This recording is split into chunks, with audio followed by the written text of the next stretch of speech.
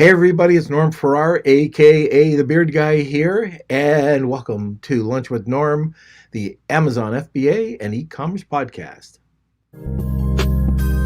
Lunch with Norm. Lunch with Norm. Lunch with Norm. Lunch with Norm. All right, I might be on a bit of an angle. I'm trying to, bush fix everything, while I'm traveling, although I'm in a really cool professional studio here. All right, today we're going to be talking about PPC strategies to prepare for fourth quarter. I think you're going to love it. If you have anybody who's interested in this, any Amazon sellers, ping them, get them in, and we're going to be sitting down and talking to a real PPC expert. Yep, real. There's a lot of fake ones out there, but Ritu Java, I've met her a couple of years back at the first Women's Empowering Conference, and she amazed me. I've been listening to her over the last little while, and she blew me away at the last conference. Anyways, thought we'd get her back on and start talking about what we can expect. But before we do that, I just wanted to give a great big thank you to Global Wired Advisors, a leading digital investment bank focused on optimizing the business sales process. And for more information, please contact Chris and his team over at globalwiredadvisors.com.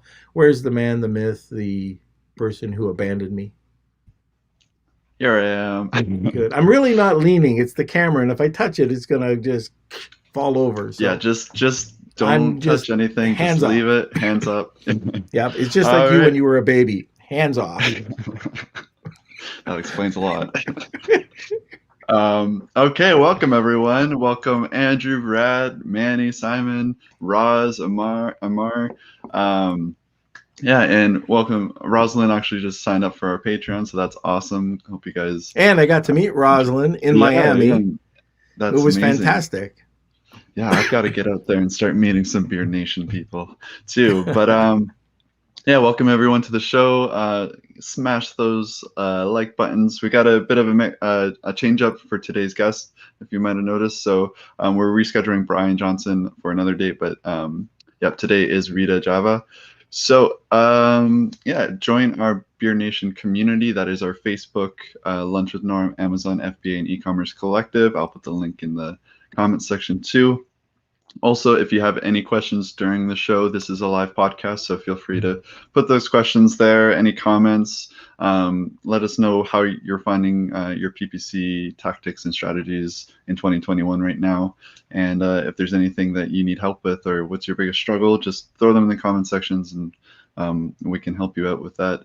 Also, our Patreon, like I mentioned before, it is a place for extra content. You get to have a small group discussions with me and Norm. We do hot seats, we do AMAs, we have guest lessons. Actually, we just booked our guest lesson for August, and we have Michael Kurtz coming. So he's going to be talking about branding and stuff. So that's going to be a lot of fun, cool. And just for our Patreon members. But yeah, I think that's about it. So guess what happened, Kels? I was out yesterday, so we've got this new podcast coming out with my passion, cigars, called Cigar Club. Okay, so cigar.club. And so I was out with my partner, and we were out at this Fort Lauderdale Cigar Club, and just walking out. We just finished the cigar, walking out, and this guy comes running out of the cigar bar, and he says, "You forgot your phone." And the only way he knew it was my phone. Thank you, Marsha Reese. The guy recognized the beard on the phone, and he thought it was my phone because it had the beard on it. And Marsha had engraved it into the back of my phone. So anyways, wow. I just thought I have to give a shout out to Marsha for that. But that's awesome. Actually, we do have a giveaway from Marsha as well. We have 2 giveaways today, so stick around to find out more about that. But okay. Yeah, one includes Marsha Reese's Stable Copper. So if you're interested, stick around and we'll get that all set for you guys. But, fantastic. Okay, so let's get into this. If you've got any questions, throw them over into the comment section. We'll get right to them. But in the meantime, sit back, relax, grab a cup of coffee, and enjoy the podcast. Welcome, Ritu. You know Hello, what? hello, hello. Can you hear this? I am smashing my coffee mug against the counter here. And I can hear it. it, last minute, thank you. Oh Oh, my gosh, absolutely. you are a trooper. Yeah, it's funny. Norm messages me last night. Was it 9 p.m. or something your time? And I was like, yeah, absolutely. Love to have lunch with Norm. Yeah, and we were just talking Yeah, about that. Sorry, in yeah, Prosper. So that's yeah, great. absolutely. And I have to Yeah. warn you, Mhm. since I've come down to the States, since for the warm weather, I've got this humidity cough. So might have a Oh. little bit to do with cigars too. But, anyways, for those of us who don't know you, please give us an introduction and what you do. Yeah, sure. Happy to. So yeah, so my name is Ritu Java, and some people call me Rita, some people call me something else, but anyway, Ritu is it means seasons in my native language in India. I am, of course, I was born in India. I lived in Japan for 17 years, which is a long, long time, and realized that, it was time for a change and that I wasn't going to spend the rest of my life in Japan. Yeah, and that's actually where my e-commerce journey began as an Etsy seller. So I used to make jewelry and sell it online, and also offline. And that's basically when I, started learning about all things e-commerce, starting from marketing, product photography, blogging, advertising, Google, Facebook, everything. Realized that I needed a little bit more depth in my understanding of data. And so I went back to school in the United States, did a year-long course in data science, and then had the breakthrough of my life, with working with a large Amazon seller. And that's where I just fell in love with Amazon advertising. And it's been 4 years since, and now I'm the CEO and co-founder of PPC Ninja, and we are a North American company offering software, services, and PPC education. So that's kind of my background. And a fellow Canadian. Yes, I'm in Vancouver. I wish my one son is just leaving Vancouver to come back to Ontario. It's like, Yeah. why? It's beautiful here. It's It just is. It's God's gorgeous. country. It's beautiful out there. It is gorgeous. Yeah, absolutely. So here I'm going to clink again. There we go. I got to get used to this metal table. All right. There is so much. When I got started in Amazon, there was no PPC, and you just Right. ranked, and you could make lots of money, depending on your product, with very little effort. Things have changed. The tides have changed, and we've got to get involved with PPC. So since that time, tell me if I'm wrong, but there are over 40 different ways of doing PPC, or 30 different ways of doing PPC. Is that correct? Yeah, I mean, there's so many strategies. One of the templates we have in-house at our agency to kind of set up, ad campaigns for people, that template has 35 types. And then, Hmm. we aren't even counting all the extra ads that we need to set up for keyword separation and stuff like that. So easily, almost every ASIN we set up has 30 to 40 ads. Hmm. And that's kind of the level of PPC expertise that all of us actually need in order to succeed on Amazon, because it's getting so pay to play. It is insane how, if you look at page one, and if you just count up the total number of ads, it's anywhere between 12 to 20 ads on one page, at any given time. And then, organic is just getting pushed lower and lower and lower because we have all these other things that show up in the mix. So you have like sponsored brands right up at the top. Oftentimes you'll have a video ad, which takes a substantial amount of space. You'll have editorial recommendations, which pushes kind of everything down by quite a bit. The height, the vertical kind of real estate that editorial recommendations take up is quite a bit. And then you have, Amazon's feature from our brands, which is, their space for, any brands that they either own or have, affiliation with. So it's just driving, the organic ranking way down on page one. So it's almost like if you've got a rank, you're basically talking about position number 20 in a lot of cases. You're behind 20 ASINs to call yourself being ranked in position one organically. So what do you do? Wow. I mean, the only way is to kind of, go for those higher level placements through ads or through editorial and stuff like that. So it's really becoming super important to pay attention to your PPC and come up with all the strategies you can to kind of win the game. I know this is a tough question, but when you're dealing with larger brands, it's a lot easier um, to play around and to kind of zone in. But for smaller brands, what can they do to, to target and to get those conversions? They don't have a big budget to spend. And, we've had people on that have, what I hate when I say, it's like all these young people saying like all the time. It's a pet peeve of mine when I say, So if I say, Kelsey, just do something. Anyways, but I've had people on the podcast that have said that you have to go into the red and sometimes fairly deep into the red to get your product exposed. However, I've talked to a lot of small sellers on Amazon, and there's just no way that they could afford it. Like, is there an in between? Is there some advice that you could give to small, medium sellers that don't have to go that deep into the red to succeed? Yeah, absolutely. So, yeah, we work with 6, 7, and 8-figure brands, and I know the struggles of each type of seller because the small sellers obviously are struggling with ad spend. They are afraid of setting up too many ads because they think that budget equals spend, which is not the case. Budget is not equal to spend because oftentimes you can set up ads that are profitable, and then there's also ad types that are cheaper because of so many reasons. We'll get to a few of them, Mm-hmm. but yeah, I think uh, large sellers have this, focus on scale, right? That's their biggest, reason for kind of staying in the game, making sure that they're relevant, making sure they defend their brand. There's brand defense, offense, all of that stuff. Whereas on the other side, smaller sellers would focus more on how much money they're spending on a daily basis, and those are the metrics they pay more attention to.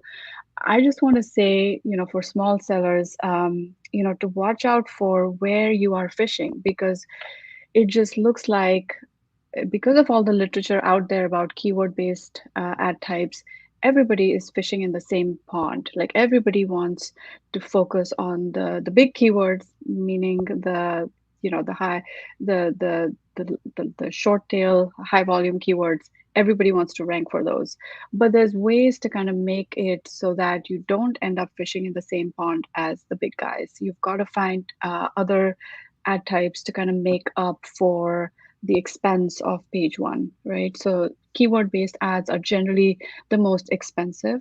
And especially if you're using tactics like top of search placement modifiers or bidding strategies up and down, you will be kind of straining your budget to quite an extent. So having an offset in other ad types is actually the best way to go. So having ad diversified strategies that allow you to pick low hanging fruit from other ad types. For example, an easy one is product targeting or a category targeting ad, which is now available through every single ad type through sponsored products, sponsored brands, sponsored display, and sponsored brand video.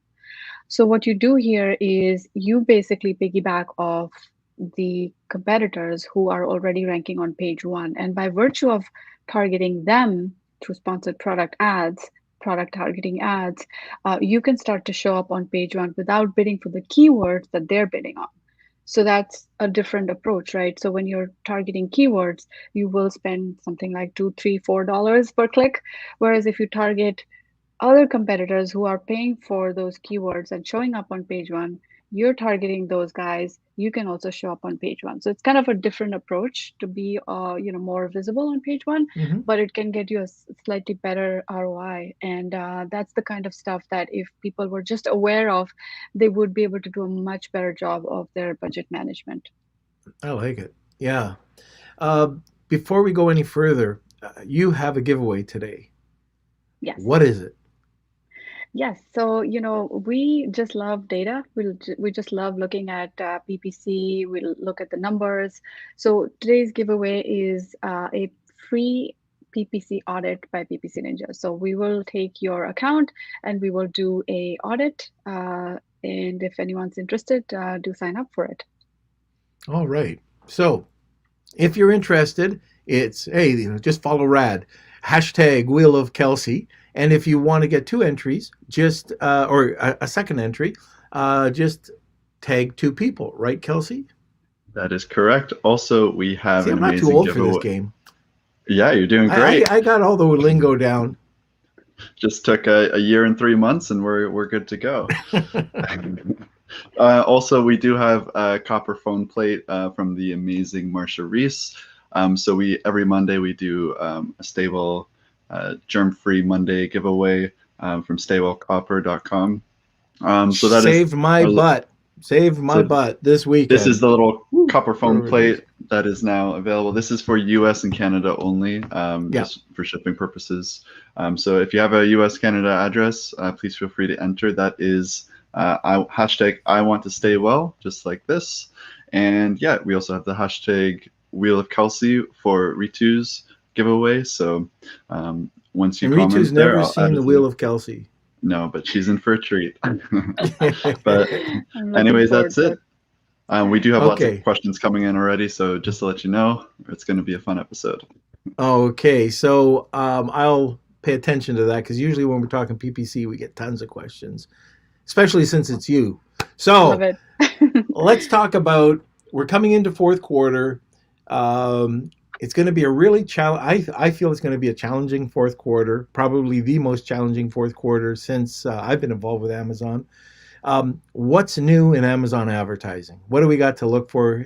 Let's get into some strategies a bit later on, but let's Right. talk about what's new first. Yeah. So, I have, just been blown away by how many changes Amazon makes every single month. There's just so many silent rollouts, and if you're not paying Mm-hmm. attention, you'll miss them, right? So that's just something to note. A lot of the Chinese competitors we have, they're on top of their game. Like they're always ahead. They're way ahead in terms of knowing all the black hat as well as the PPC strategies that a lot of people here struggle with. Like we're just like struggling with just keeping up with new changes and so anyway, so first of all, a few different changes that are happening in the Amazon PPC world. The first one is sponsored display. Now that is really getting some amazing facelifts and a lot of new bells and whistles to kind of make them uh, almost like, you know, sponsored display is one of those ad types that can touch from top of funnel to bottom of funnel. And it's one of those really broad ads that kind of have like an umbrella with a lot of different subtypes. And so just paying attention to sponsored display, you can almost tell that they are picking a lot of their features from DSP. So, if there's any large sellers in the room, you've probably been pestered by Amazon to kind of start your DSP, get some extra reach outside, external traffic, all that stuff. Now, even without investing in the 35K that is required for DSP, you can actually get a lot of that functionality with SD or sponsored display. So that's something really exciting. Now, within, there's subtle nuances of setup that can make a lot of difference to the performance. So one key recent rollout is bid optimization within sponsored display. So there's two bid optimization settings that have just suddenly started appearing on a lot of our accounts. One is optimized for page visits, and the other one is optimized for conversions. And it might look like a subtle difference, but it is what will make a difference in profitability. So, for example, optimizing for page visits. This basically means that your ads will optimize and be shown to people who are likely to click. So the clickers will get your ad more than the people who actually buy. Why is that?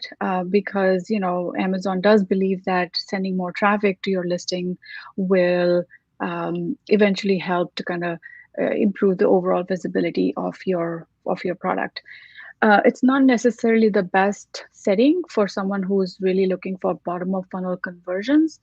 So you actually want to go to the other setting for bid optimization in sponsored display, and that is optimized for conversions. So if you haven't got that set, just note that by default, that's not going to be set. It's the other one, the optimized for page visits, that is the default.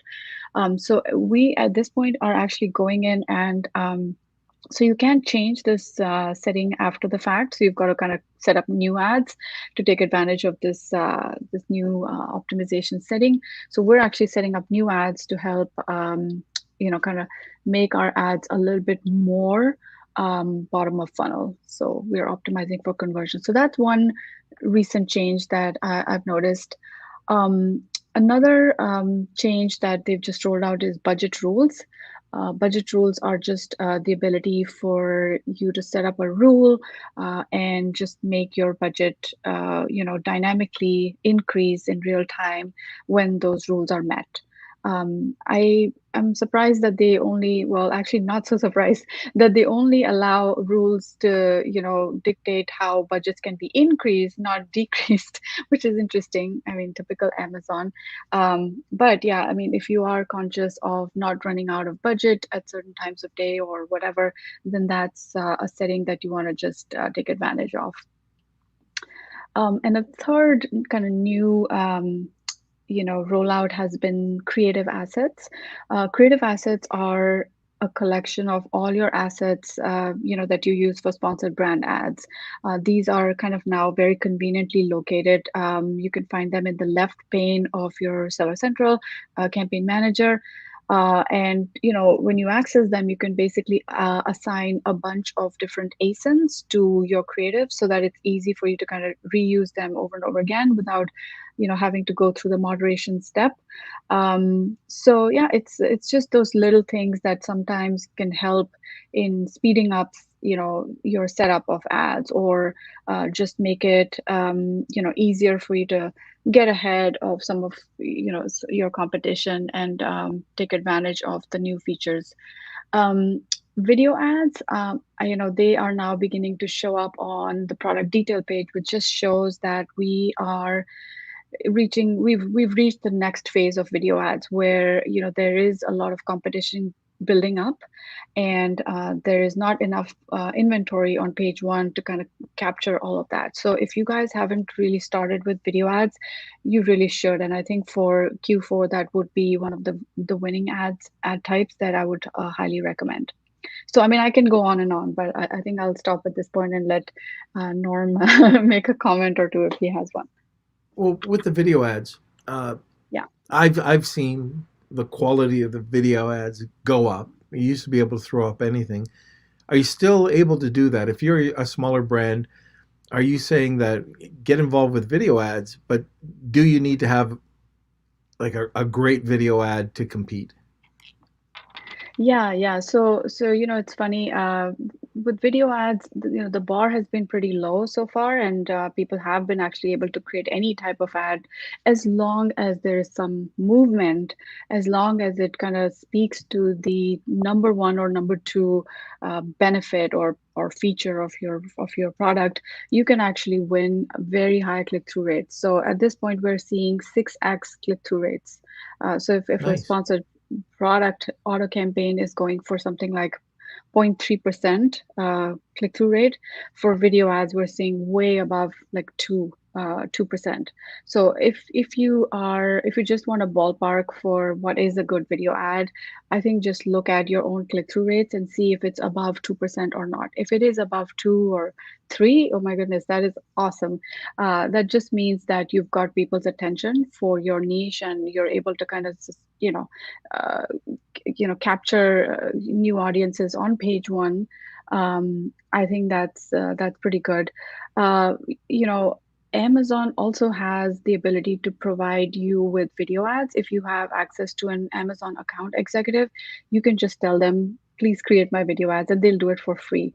Now, those just really look pretty crappy because they are just like slideshows. So they're just like your main ad showing your hero image showing up, and then there'll be like a swipe and something else, a message, some animated text, swipe up, swipe down, that kind of thing. Very simple. It's almost like a PowerPoint with transitions. It's very, very simple. So I mean, if even those can in a pinch can be good enough. Like if you're getting high click-through rates with those, anything is better than a static 2D image.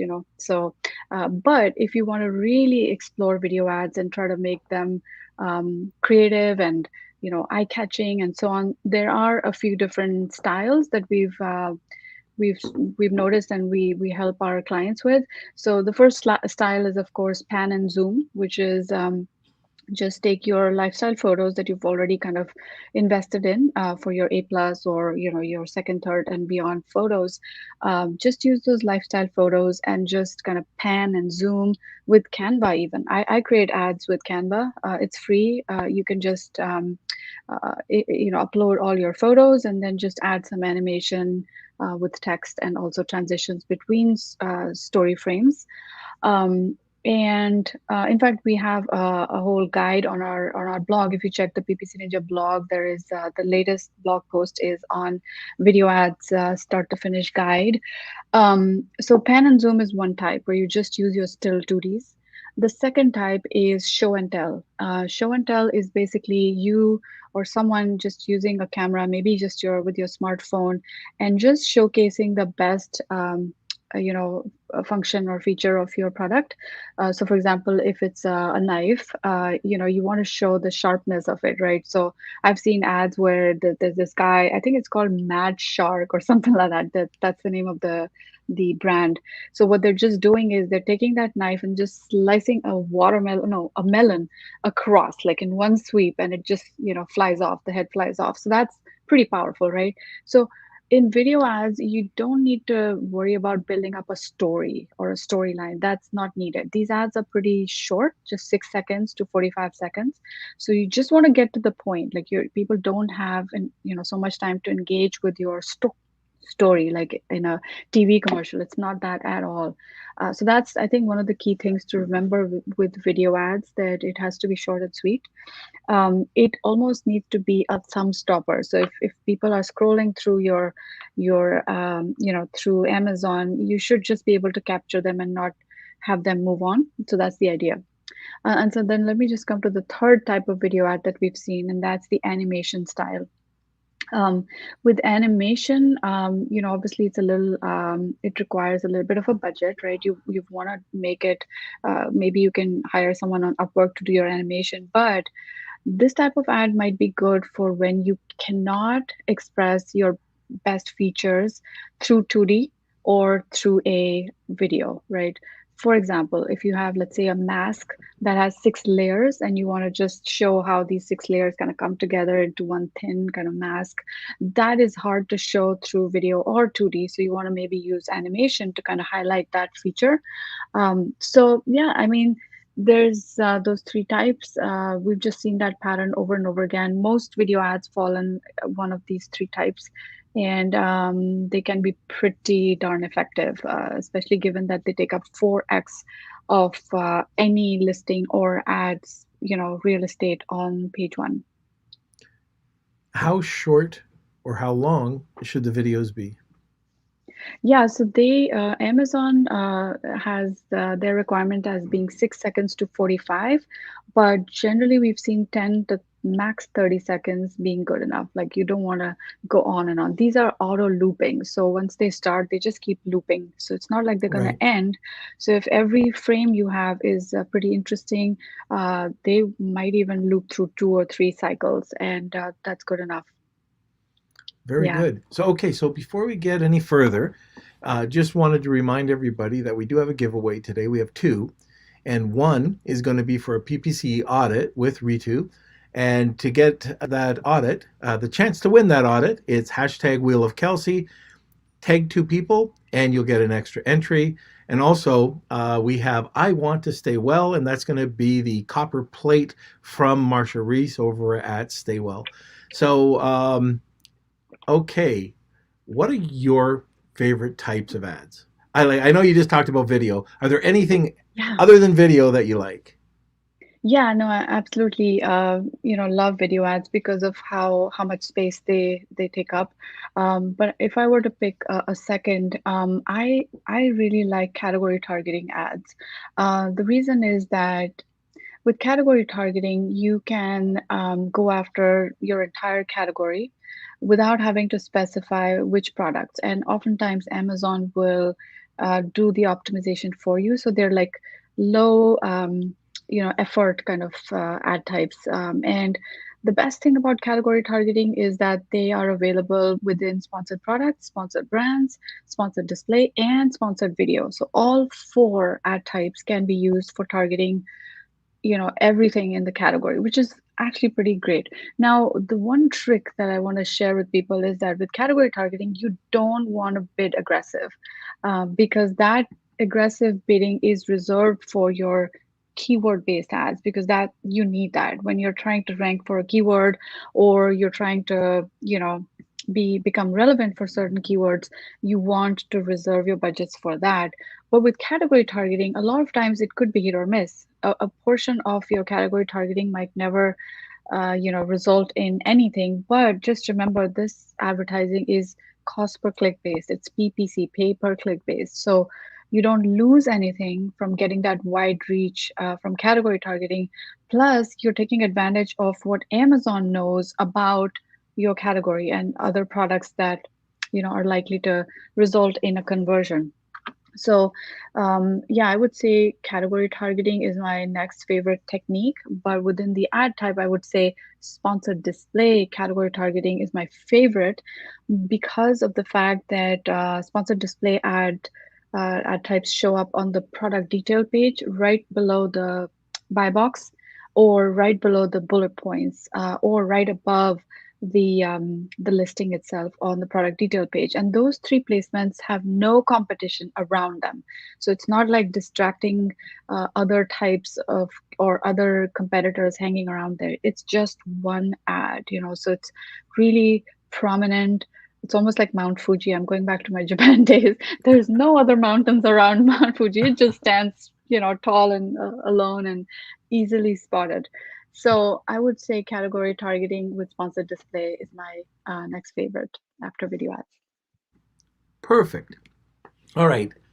So, what are some creative ways that you've seen sellers running their advertising?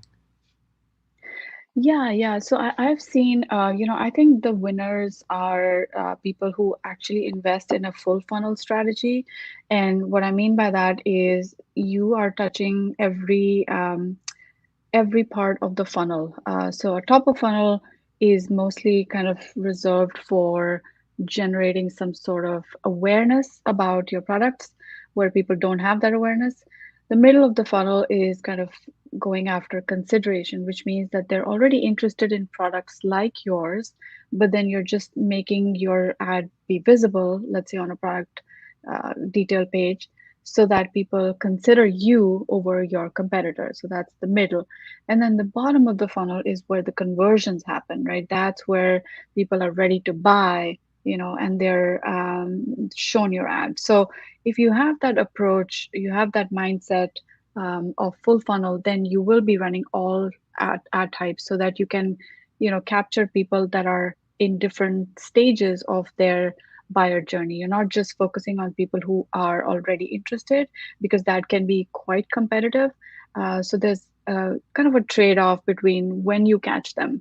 If you catch them at the top, it's likely that they may not convert right away. But if you catch them at the bottom, you will get them, but at higher rates, like it'll be more expensive, right? So that's why you want to maybe align your bidding strategy also. So top of funnel, you bid low, bottom of funnel, you bid high, and in the middle, it depends. It depends on what the data is showing you. So I think that the creative ways in which some sellers are really crushing it is by actually using a full funnel strategy, running every type of ad so that we get advantage, of all the different placements that are there to be advertised. And I think advanced sellers, they are really watching for changes and like new rollouts and stuff like that, like a hawk. Especially, I know that the Chinese brands are extremely sophisticated in their PPC and other approaches. They're just watching for any new thing that Amazon rolls out. They're on it already, Yeah. So, I know that, if someone asks or someone rolls out, when I talk to my account executives at Amazon, I always tell them if there's any beta out there, please, enroll us for it. So that's one of the ways to get in quickly. So if you have a chance, if you see something that says beta and it's just being rolled out, that's your, opportunity for, just gaining some early mover advantage, because soon they'll be taken. Like already I'm seeing that video ads that used to be extremely profitable like a year ago, they're getting very expensive now with CPCs going up. People are just crowding in, right? So those who get in early, they see the returns, for a very long time. So yeah, so I think full funnel strategy, just being on top of your game in terms of finding out what's going on, and just willing to be experimenting with all kinds of new ad types that get rolled out. So a PPC blitz is basically what you're saying. A little bit of everything. I think so, yeah, a little bit of everything. And then, it's not just about throwing money at it, which is Yeah. something I do not agree with. Our ads are extremely profitable also while being full funnel. We are very careful about ROAS as we are about, new to brand and things like that. Like we will try to increase our new to brand audiences. We will try to go after top of funnel, but we're very ROAS focused.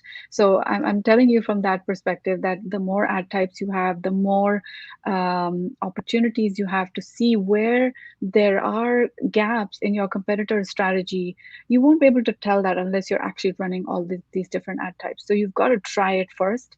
And wherever you see positive traction, double down on that. That's the way these smart sellers are doing stuff. They're doubling down on what's working, letting go fastly, very fast, letting go of stuff that is not working. So that's the way to go. Yeah, it's interesting because I've talked to a lot of sellers, and I'm talking about medium to larger sellers who are doing it all themselves, and they want to kind of keep control of everything, but they've let everything go. And I've mentioned this on this podcast before, where I saw this 8-figure seller who thought he was doing incredibly well, and then you look at the PPC and the way it was set up about 3 years ago, and has never done any changes, and it was the one particularly was horrible, and they were losing so much money. And if they just stayed on it, or went to an agency, and there's times where at least I believe that when you're starting out, you got to understand or learn a bit about Yes. PPC. You don't have Yeah. to be the expert. I am definitely not the expert. I sub that all out. We have teams that are experts. But anyways, when you get to a 7 or 8-figure seller and you're doing it yourself, kind of my thought is I would be learning a lot more aggressively about PPC, and just don't think it's going to, help you out, because I know at least in this account, it was a horrible disaster until we took a look at it. But and that's what leads into this next question. What are some of the bigger mistakes that you see sellers making right now? Yeah, yeah. So yeah, there's quite a few different strategies that are floating around that kind of people just take for granted without really understanding how the algorithm works. Mhm. And they kind of get caught up in doing things just the way everybody else is doing them. So, just to give you an example of that you know, that style uh, is, and I'm pretty sure that people in this audience have also kind of encountered that.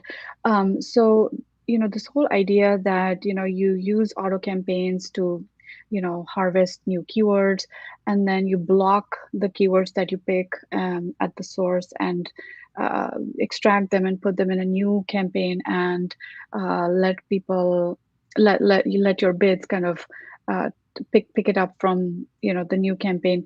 That doesn't always work. Now, a lot of people fall into the trap of doing it just blindly, and what happens is that they lose the keywords that were working in the source, and they also lose them in the destination, because oftentimes in the destination those keywords do not get picked up by the algorithm. They will be dropped, because of the way the algorithm works, and people don't understand how it works. So let me just give you an example. When you have a campaign with, let's say, I don't know, 50 to 100 keywords. Sometimes people have even more. They stuff a lot of keywords, and they put like a $20 budget on that campaign. So the budget needs to be distributed amongst all those 100 keywords. Let's just say 100, right? What we've noticed is that only a handful of keywords ever get any impressions. The rest of them just sit in that pool forever and forever. And it's not like those keywords are bad keywords, right? And it's not even that you haven't bid high enough. It's just the way the algorithm works. It cannot handle so much with the limited budget it has. So what will it do? It's going to prioritize based on its best knowledge or understanding of keywords that have the ability to produce results. Amazon already does that with down only bidding strategies, where it will let you win the auction if there is a likelihood of a conversion, right? So if there is no likelihood, the algorithm just lets those keywords be, they're just sitting in that pool. So if that's the case, just imagine you're extracting keywords that you've just discovered that are working. You're picking them up from existing campaigns, and then you're putting them into new campaigns, hoping that they will start to show impressions. But we already know that not all keywords get impressions, given our limited budget. So those keywords are lost. You lose the sales in the source, and you never pick them up in the destination. So that's one of the mistakes that I've seen people make. And it's just so rampant in the industry that it's hard to kind of fight it almost, because people just do it regardless. So that's one, and we try to help people with being a little bit more logical about how Amazon is not so logical, and they're mostly like an AI that responds to early data points. If there is some traction on keywords, then those keywords begin to get even more traction, and that's what you'll see. You'll just see a buildup of impressions on some keywords and zero impressions on the rest. So that's, I guess, one of the biggest mistakes we kind of discuss a lot with sellers. The other mistake I see is with things like events that Amazon has created, like Prime Day, or if any of your listeners are in Japan, there is something called what is it called? There's a 2-day event in Japan. It's called You have to say it in monthly. Japanese. You have to say it Yeah, in Japanese. it's called a time sale. Yeah, it's called a time sale. That's how you pronounce it in Japanese. So the time sale is this 2 days of mini prime almost every month. They have it every single month, because they're actually going after Rakuten, and Rakuten is one of the biggest kind of online retailers in Japan. Rakuten just makes this a day that all of Japan will kind of log onto their into their accounts and buy stuff for cheap, right? So it's the mindset of deals, right? You need deals on that day, so people will save up, go for Rakuten, and they will buy. So Amazon is just copying that, and they're just having these mini Prime Day type of events every single month. Now with Prime Day, what happens is that Amazon has kind of built up this FOMO, like you've got to increase your budgets, you've got to increase your bids, you've got to be in front of the where the traffic is. They make such a big deal of it. They like literally prepare you weeks and months in advance, create this whole event that I kind of dread almost because that's when the clickers will be clicking, and if you're going to have like high bids and high budgets, well, you probably may not convert as well. And a lot of people are disappointed with their sales. I mean, there will be some movement on the organic side.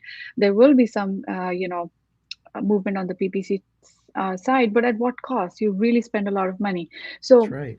here's the thing. What we've been doing as a strategy is for stuff that has a deal going, because this is really an event for deals, right? It is, for people who want deals on that day.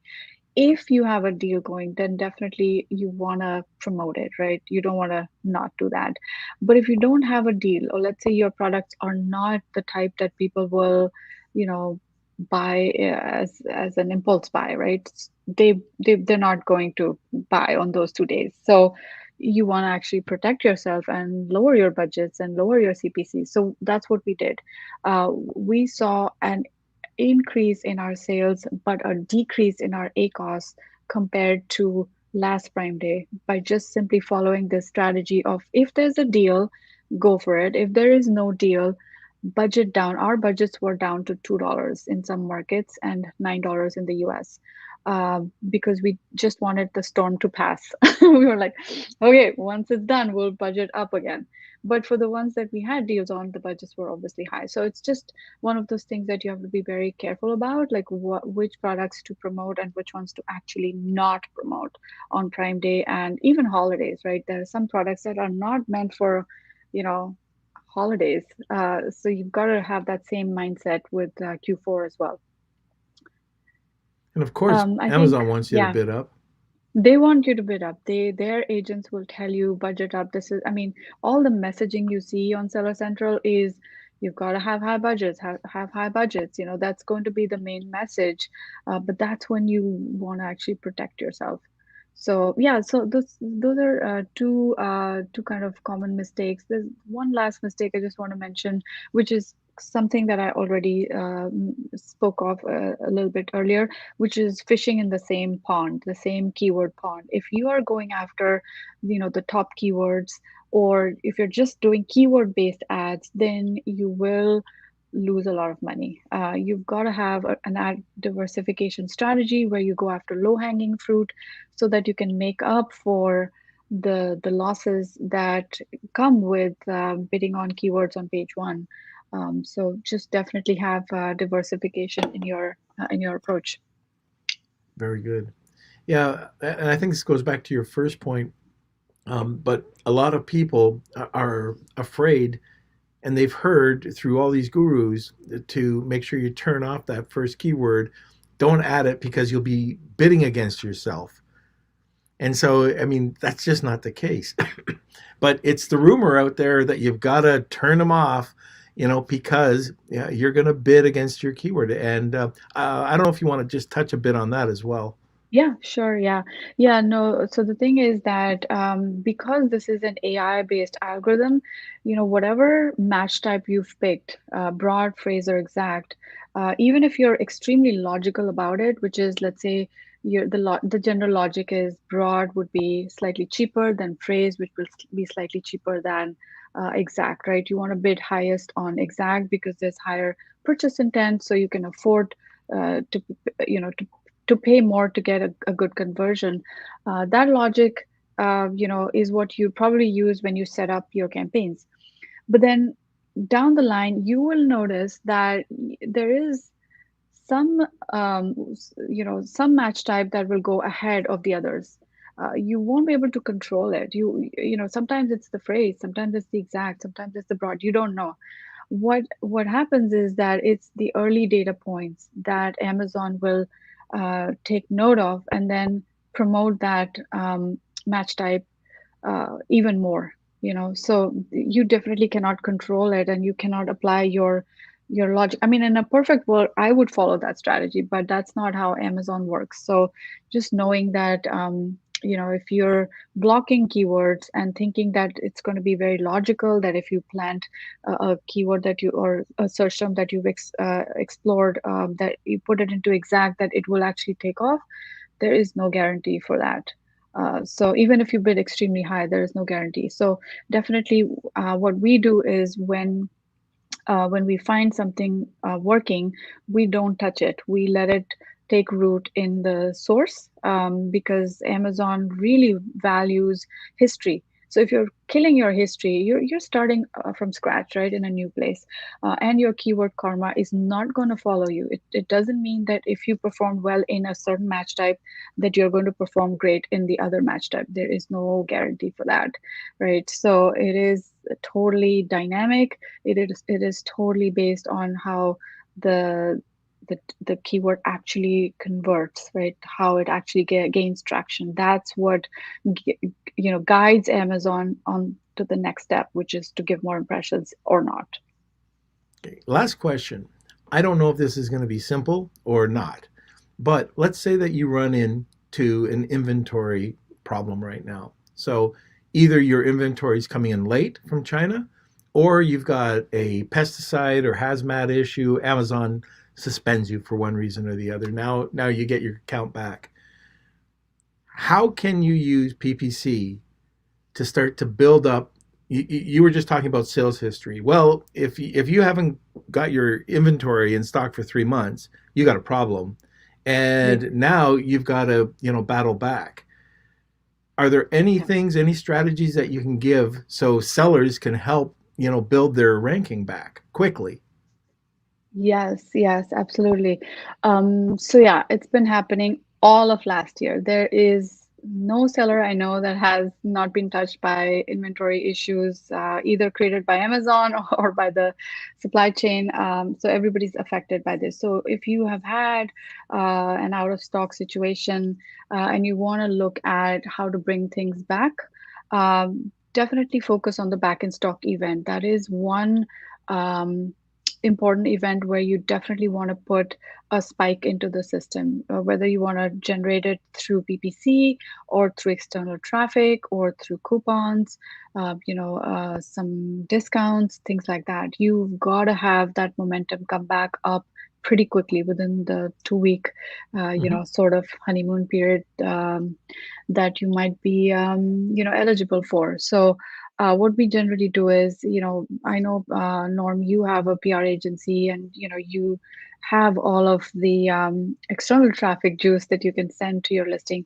I think Amazon loves external traffic, and we're also working, with some of these publications and so on. So we go back in stock with like a all guns blazing on sending traffic to the listing. If you can do that somehow through all these external sources or through PPC, that's probably your best bet to kind of start having a lot of traction. And then the best, of course, is if you can get conversions in that period. If you can get conversions at the same or better rate than before, then you will be gaining your BSR back pretty quickly within a week or so. If not, it could be a very long struggle Yeah, and yeah. uphill battle to kind of recover, and that can be pretty nasty. Okay, so we're going to start taking questions, but before we get into the Yeah. questions, again, we're giving away a PPC audit from PPC Ninja, and if you're listening to Ritu, you can hear. I mean, she knows her stuff, and she's. I know a lot of people in this business that I would say consider her one of the top PPC people out there, bar none. So, anyways, I'm just and all of it. You know what? She's so humble. I don't even see her head going a little bit bigger. but but but anyways, look. Hashtag Wheel of Kelsey gets you entered. Tag 2 people. You still got time. Hashtag. What is the hashtag? Stay well. I want to stay well. That's it. And I do want to stay well. And then we're all good. Let's get into some of the questions now. Okay, so it's question and answer time. So we did get a lot of questions. So again, if we miss any questions, you can always post in our Facebook group, and Yeah. we got a bunch of experts in there that can probably help you out, give Well, you some hopefully Ritu. opinions. We won't put her on the All right. spot, though. Okay, from Manny, is it true that an auto campaign, if it's not converting as exact, may lower your ranking? As far as I know, the A9 ranks a higher conversion on a certain number of keywords higher, right? Yeah, so the definitely your conversion rate does matter, and if it's not converting, you want to make sure that you are doing the right things, adjusting the bids accordingly. Um, but there's a lot that you cannot control about it, right? And so you're not gonna uh, kill a campaign just because the conversion rate is lower. You have to definitely try to balance that with other campaigns that are higher converting, so that overall your conversion rate doesn't get impacted that much. So it is true, and it's also true that it's something that is slightly out of our control in a lot of cases. Okay, from Brady P, how do you deal with click fraud? Yeah, it's such an interesting question because it happens quite a bit, and I have heard that Amazon actually has checks and balances in place to detect this sort of stuff, and they actually do return your money if that happens. But it is tricky because you cannot really do much about it. It isn't something that is in anybody's power actually to deal with. If it happens, it happens. I know of some sellers that will back off on their PPC just when they notice that their competitors are aggressively just clicking away. But you can't even do that. I think the best strategy would be to diversify your ads so that there's not a ton of places where the click fraud is happening. So kind of find nooks and crannies where you can actually stick your feet in the ground and not get swept away by these annoying things that we can't really avoid. So Yeah. it's outside our control. Yeah.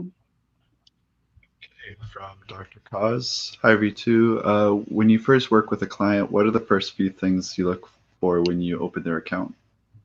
The number one, conversion rate. The organic and PPC conversion rate, or the total conversion rate, which comes from the unit session percentage. That's the number one thing we look at. Why? Because if your conversion rate is poor, which means, let's say it's way less than 10%, which is the average across Amazon, that basically means that you're throwing money at your PPC and it's not going to convert. So you've got stuff to fix first before you attack PPC. If your conversion rate is decent, then and some people have amazing conversion rates, 20, 30, 40%. And if you have, like, let's say, more than one unit sold per product, or if you have a subscribe and save kind of situation where winning a customer can actually pay back because the lifetime value of that customer is higher, then you have a higher better opportunity with PPC. So we'll definitely gauge conversion rate first. Then we will definitely look at things like tacos, ACOS, and we have a very exhaustive checklist with counts of all sorts. So the first section is 10,000-foot view, where we count all the different campaign types and see where the gaps are. Internally, we have a checklist for 35 different ad strategies or ad campaign types that we follow. And if we're missing any of them, then we know there's opportunities that the seller isn't looking at, hasn't paid attention to. So we kind of alert you to those gaps, and we'll help you kind of close those gaps. And then, of course, we have a long list of questions, things like is the seller restricting budgets where ACOS is good? You don't want to restrict your budgets when you're doing so great, right? That's your money making opportunity. Some people will have $10 budgets with ACOS like 5%. That's a mistake, right? So we'll look for those sorts of things and complete the checklist, go over that checklist with the client, and then we kind of go to the next steps of strategy and so on. Okay, awesome. I'm not sure if this is too big of a question for this, but could you explain how product targeting works from Fatia? Yes, Fatia. So product targeting is the ability to target specific ASINs or specific categories. So for example, you have 20 competitor ASINs that you can research. There's many tools to help you research your competitors. So one good one is through brand analytics. If you're a brand registered seller, you can find out your top competitors for your main keywords. Second, you can use reverse ASIN tools or tools that give you an idea of other kind of competitors or frequently purchased together kind of ASINs. So you put all those ASINs into a list, and then go to sponsored products, manual, select product targeting, copy that list into the enter list space and put a decent bid, not too high. Don't go too high. Something like, I don't know, totally depends on your category, but I would say 20 cents or 30 cents would be fairly okay to start with. And then you just launch your campaign. So that's how you can start showing up on their product detail page. Two places where product targeting ads show up. One is on the sponsored products related to this category carousel. It's a carousel somewhere along the middle or the bottom of that page, where you can have like a horizontal scrolling page, a scrolling bar, where lots of these ads show up. So that's one place. The second place is with sponsored display, which is another ad type, but also has access to product targeting. And those show up under the buy box or under the bullet points or at the top of the page in a very thin banner at the top. So with these, you can show up on the product detail page, but you can also show up on page one, actually, by simply targeting your big competitors. You can start showing up on page one. They pay for the keywords, you pay for piggybacking on them, and so you get your conversion slightly cheaper. So that's the way to do it. Yeah. Okay, great. And this is from just Melissa. Ritu, so much knowledge in such a tiny Hey, package. Melissa. Thanks for representing powerful women at the Empowering Women's Conference. You're the perfect example of one. All Thank you so right. much, Melissa. Next one. Let's see. We had one from. We have so many questions. It's hard to keep up.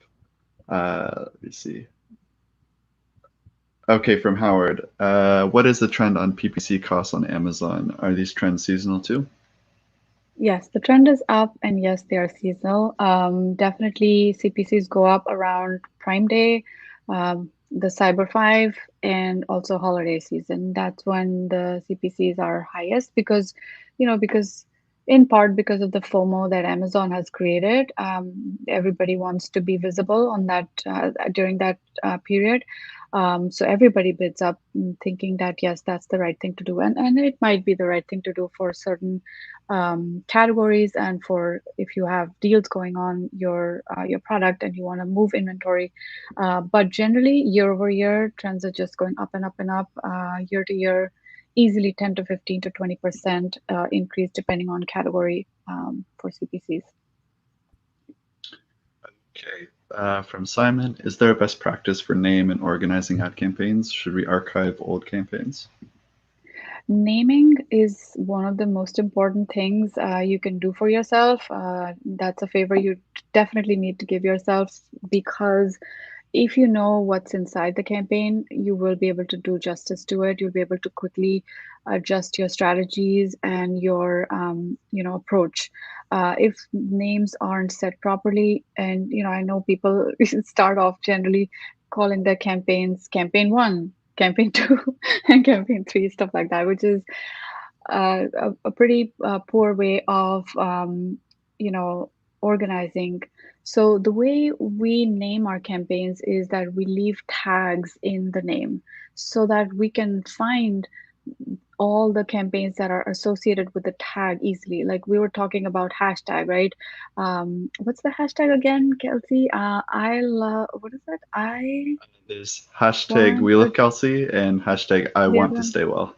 Yeah, there you go. So I want to stay well. Now, if you guys go on Twitter and just type I want to stay well, hashtag I want to stay well, you'll find all the posts that are linked to that hashtag, right?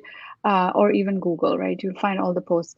It's the same concept. If you have tags in your campaign name, you will be able to slice and dice your data, get to what you want pretty quickly. So, a typical naming convention that we follow: SKU name as the head. We always start with the SKU or a short abbreviation of what your product is, followed by the product type. So SP, SB, SD, or SBV for sponsored brand video.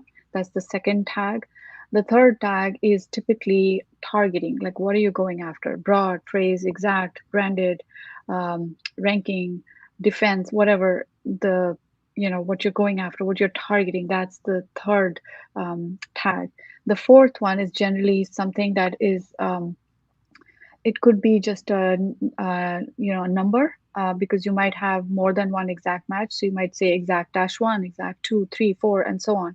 That just could be a number, or it could be additional notes that you've left for yourself to recognize what's inside. So for example, if you want to just mark something that you discovered from a certain place, like brand analytics, right? Or market basket analysis, or whatever the source um, of your research is, you might want to just put it at the end. You don't want to start with it, because there's some merit to naming in a way that when you sort that list, it lines up nicely by your most important criteria. So the most important is always kind of the SKU, right? The SKU, you want to see everything for a SKU in one place. So that's how things start to line up when you sort them. So yeah, I guess those are some of the best practices for naming. As for organizing your ad campaigns, we generally have a very simple structure. We follow: campaign, one ad group, one product, and 15 to 20 keywords per campaign. We don't try to have multiple ad groups in a campaign. And the reason is that um, the budget is set at the campaign level, right? There is no budget at the ad group level. So even if you were to split your campaign into 3 ad groups, let's say you create one ad group per match type, one ad group for broad, one for phrase, one for exact, there is no way for you to tell Amazon to utilize your budget for the best of those 3. Like, let's say your exact match is the one that you want to focus on.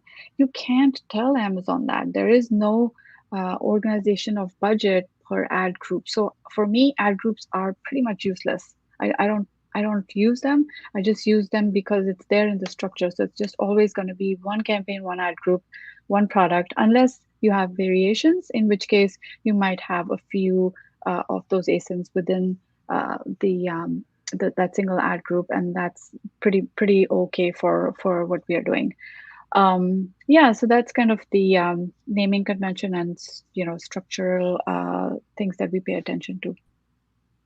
Okay, awesome. So we are like 10 minutes past the hour, so I'm not sure if maybe one more question and then we can start wrapping things up.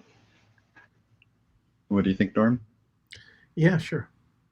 Okay, great. So this one will be from Gerard. Hey Ritu, if we are targeting a keyword or a set of keywords, water coolers, using different placement modifiers, TOS, ROS, PP, in different campaigns, exact, will they interfere with each other?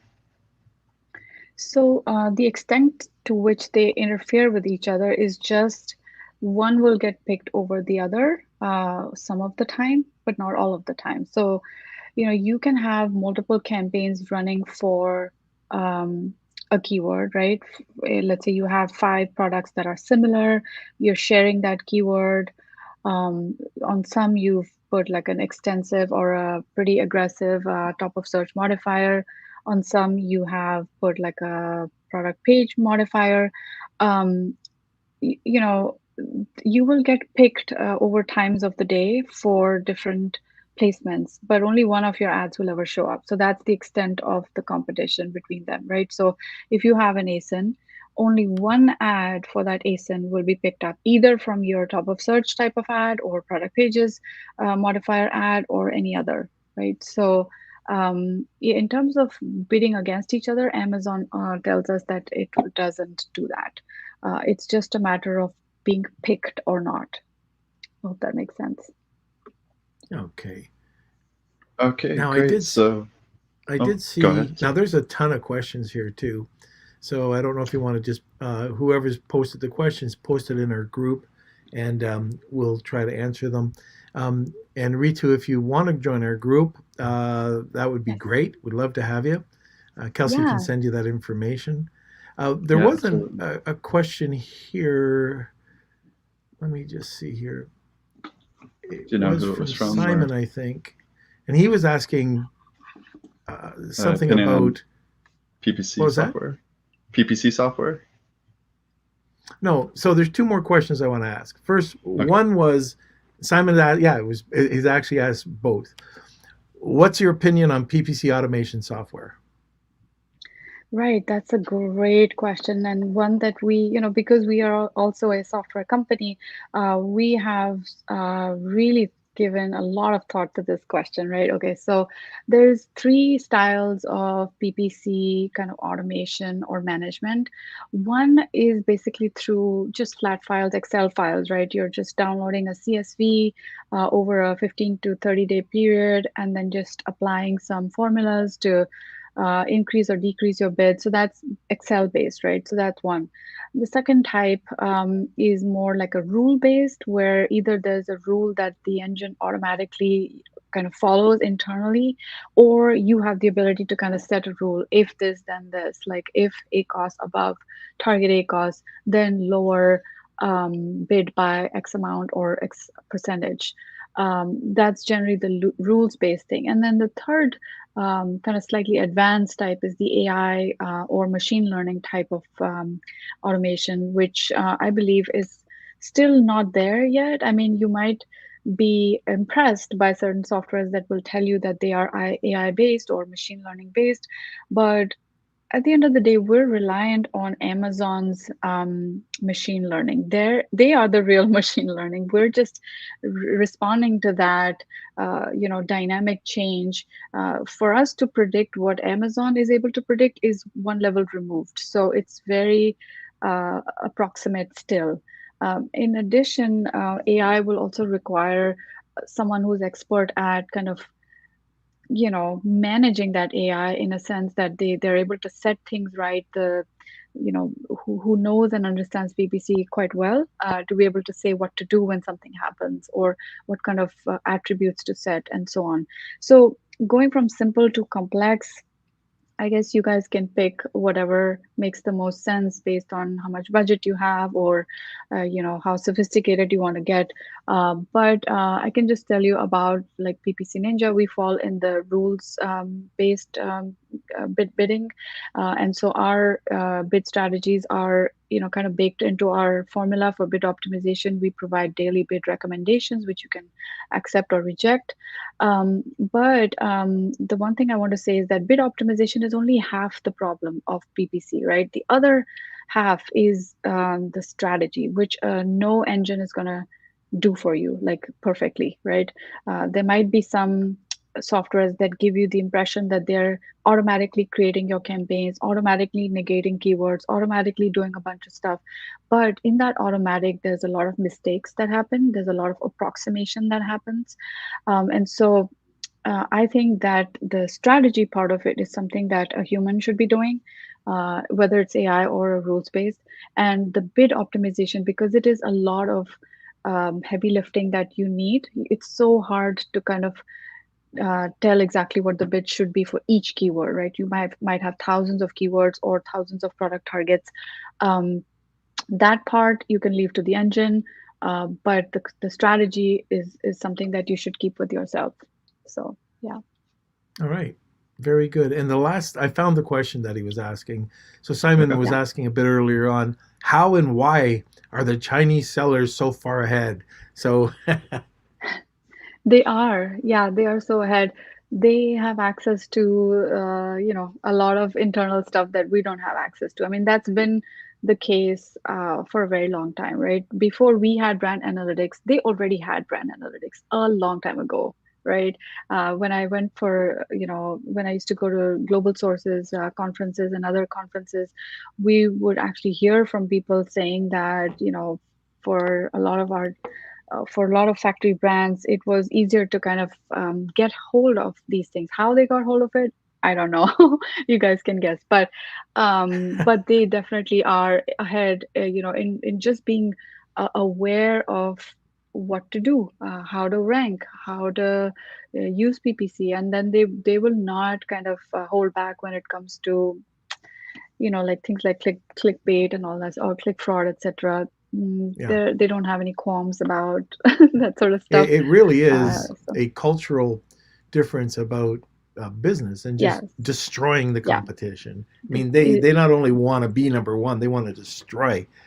they But will, yeah, I mean, that's, and there's a lot of black hat that goes on. But at least Yeah. Amazon is trying to catch up and trying to do something. I hear a Yes. lot of bad things about Amazon, Mhm. but at the Yeah. end of the day, they're a whale in the industry, right? And it Yes, takes time. They can't just it on a does. drop of a dime get in there and do something. But I agree. anyways, thank you. You've been awesome. Thank you. Oh, And thank you so I much. think next time, instead of giving you at least 12 hours notice, maybe I'll just come in for the 1 hour notice.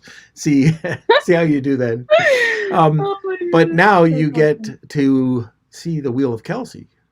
Oh yes, All I right, want to see it. so here, just a second.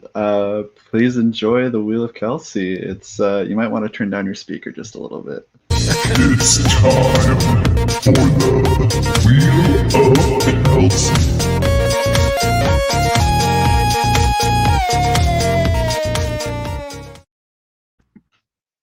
All right, thank you everyone for participating. If you are the winner for today's episode, please contact me at k@lunchwithnorm.com. Especially you YouTube viewers, there's no way of contacting you, so you got to contact me, k@lunchwithnorm.com. All right, so this first wheel is for the audit from PPC Ninjas. So I'm going to go ahead and shuffle it. And here we go. 3, 2, 1.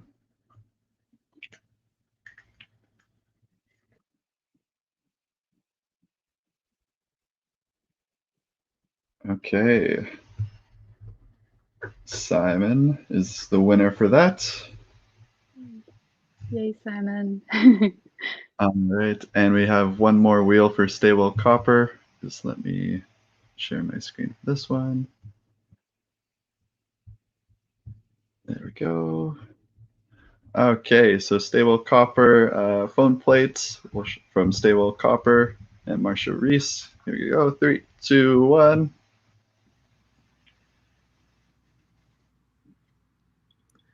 All right. Okay, It's new a winner. wonderful life. Wow. Wonderful life. So positive. Okay. So congrats to Simon. Congrats to It's a Wonderful Life. And one other thing, I just noticed that somebody in Facebook was saying, Kelsey, I'm showing up as Facebook user again. Maybe you could help that person out. I'm not sure who it is. Yep, it's Marsha Reese. So I'll send her the link and we'll figure that Okay. out. But All right. Very good. Okay. So I think that's it. Rita, thanks you. Or Rita, Ritu. Well, you said I could say Rita before, but You could. Ritu, That's thank fine. you so much for coming on. It was a pleasure having you Absolutely. on the podcast, and we're gotta have you on Thank you. again. You gotta, Thank you you already so much. have to commit. Done. Say it. Yes. Yes. All right, there we go. Well, again, thank you. And how do people get a hold of you, Ritu? Yes, so just reach out to me, Ritu at ppcninja.com, or follow me on LinkedIn. I post a lot of stuff there. You can also go to our blog. We also have a free mastermind that we run all through the year. So you can find all of that stuff on our page, ppcninja.com. You're and awesome. we actually had a question from Fatia. yes. Do you offer monthly services where you manage Yes. PPC for customers and fee? Yes, we do. Yeah, and all the pricing is up on our page, ppcninja.com/pricing. Okay. Awesome. Yeah. That's it for today. Thank you, Rita. Ritu. Yay. Thank you. I'll get it right. All right, everybody. Well, thank you for joining us. Thank you. You're very welcome. So thank you for joining us today. We had a great time with Ritu, and she's a trooper. I mean, I called her at the last moment to get her to come in. And like I said, she knows a lot about PPC. So hopefully she can come back and join us. Kelsey, is there anything else that you'd like to say?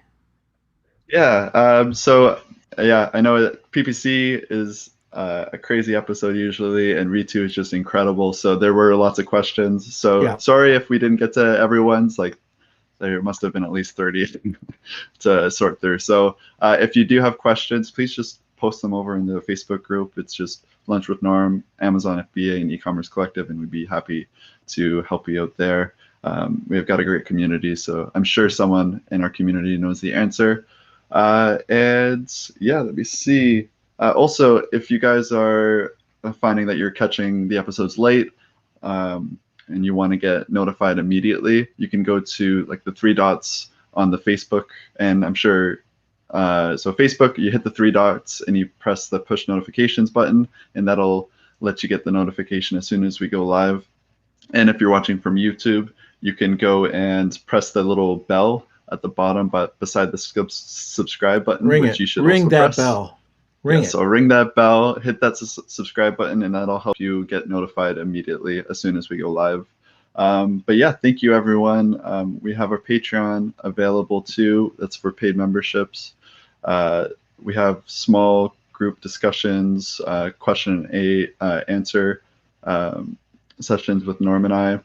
Also, we have guest lessons that we have Michael Kurtz coming on in August. We had Ben Leonard come in, talk about Instagram strategies for Amazon sellers this month. So we got lots of great information. So you can just go to lunchwithnorm.com and press the paid membership area, and that should take you there.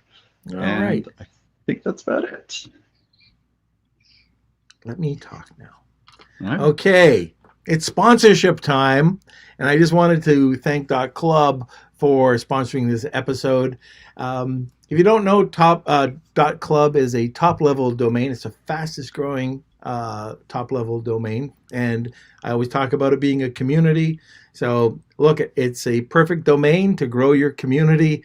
Check it out. You can go to GoDaddy or your favorite registrar, and you can usually pick it up fairly cheap for the first year. So check out .club domains. All right, now I think we have Lil on Wednesday, right? Yes. Yeah. Is she confirmed?